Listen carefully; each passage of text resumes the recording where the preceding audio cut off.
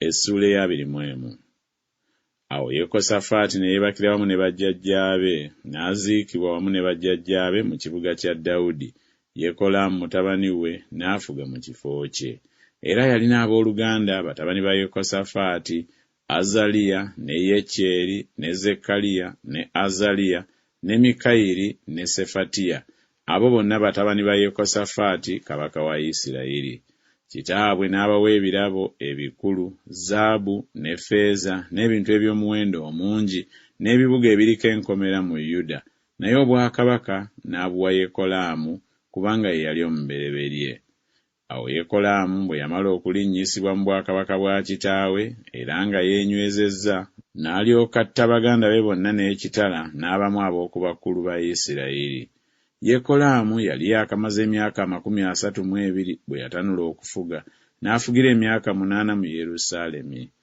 N'atambulira mu kkubo lya bassekabaka ba Isirayiri ng'ennyumba ya Akabu bwe baakolanga, kubanga yafumbirwa muwala wa Akabu, n'akola ebyali mu maaso ga Mukama ebibi. Naye Mukama teyayagala kuzikiriza nnyumba ya Dawudi olw'endagaano gye yalagaana ne Dawudi, era nga bwe yasuubiza okumwetabaaza n'abaana b'emirembe gyonna. Ku mirembe gye, Edomu n'ajeema okuva wansi w'omukono gwa Yuda, ne beeteekerawo kabaka. Awo Yekolaamu n'asomoka n'abaami be n'amagaali ge gonna wamu naye.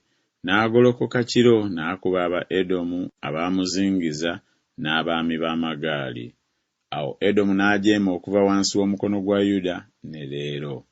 Awo Libuna n'ajeema mu biro ebyo wansi w'omukono gwe, kubanga yali avudde ku Mukama, Katonda wa bajjajjaabe. Era nate n'akola ebifo ebigulumivu ku nsozi za Yuda, n'ayenza abaabeeranga mu Yerusaalemi, n'akyamya Yuda.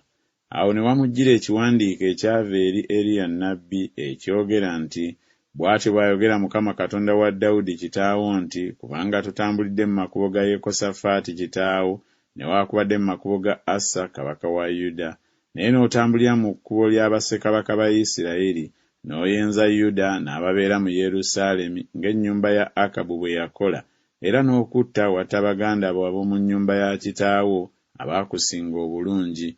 Laba, Mukama alirwaza abantu bo kawumpuli mungi, n'abaana bo ne bakazi bo n'ebintu byo byonna. Naawe oliba n'endwadde nnyingi, ebyenda byo nga birwadde okutuusa ebyenda byo lwe birikuvaamu olw'endwadde eya buli lunaku. Awo Mukama n'akubiriza omwoyo gw'Abafirisuuti eri Yekolaamu n'ogw'Abawalabu abaliraanye Abaesiyopiya. Ne batabaala Yuda, ne bakiwagula, ne bayingiramu, ne banyaga ebintu byonna ebyalabika mu nnyumba ya kabaka, ne batabani be ne bakazi be. Ne watamusigalirawo mwana n'omu wabula Yekoyakazi omuto ow'oku baana be. Awo oluvannyuma lw'ebyo byonna Mukama n'amulwaza ebyenda, endwadde etewonyezeka. Awo olwatuuka, ebiro bwe byayitawo emyaka 2 nga giwedde, ebyenda bye ne bimuvaamu olw'endwadde ye, n'afa endwadde nnyingi. Abantu be ne batamunyookereza ng'okunyookeza kwa bajjajjaabe. Yali yakamaze emyaka 32 bwe yatanula okufuga, n'afugira emyaka 8 mu Yerusaalemi, n'agenda nga tewali amwegomba, ne bamuziika mu kibuga kya Dawudi, naye si mu masiro ga bassekabaka.